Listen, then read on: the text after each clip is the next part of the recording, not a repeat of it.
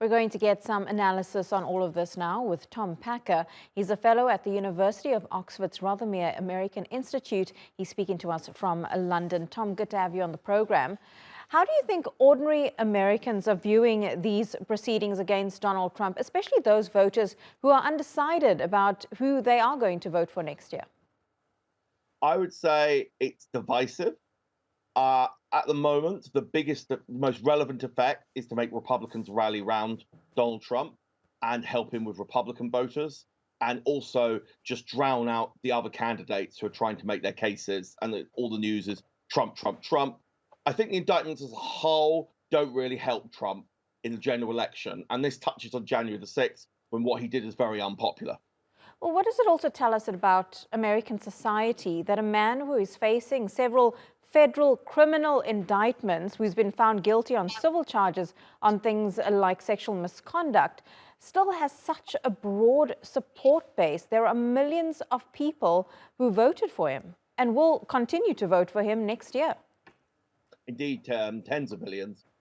I would say it's sort of twofold. On the one hand, it says something about how polarized America has got, how frustrated and distrustful people have got.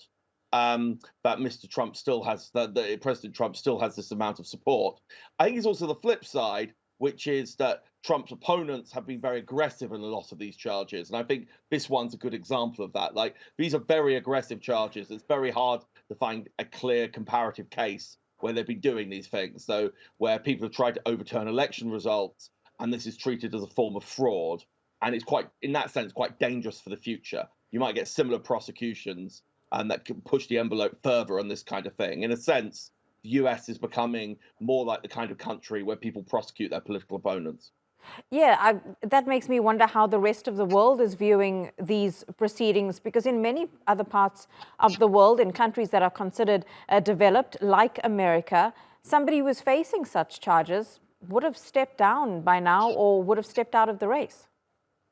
Yeah, I think that's true. I think on the one hand, it again maybe suggests problems with the legitimacy of some of these charges. So there are, some parallels with the some of the charges that were made against the current president of Turkey. There are certainly parallels against Prime Minister Netanyahu in Israel. But lots of people of his supporters think these are outrageous charges, all or some of them, and rally round them.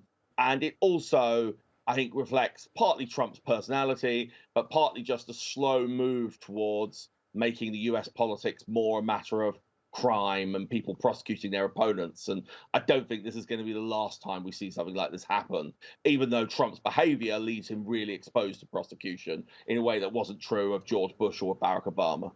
Is this good for the Trump campaign? Can he leverage this? I think it's good in the short term. It drowns out the other Republicans. It allows him to rally round. In some ways, some of these charges are quite vulnerable. On the other hand, if he wins the nomination and is having to deal with legal issues the entire time, and any attempt to make a political case is being drowned out by, is he a criminal? And focusing January the 6th. January the 6th is the most unpopular thing Donald Trump's ever done, really.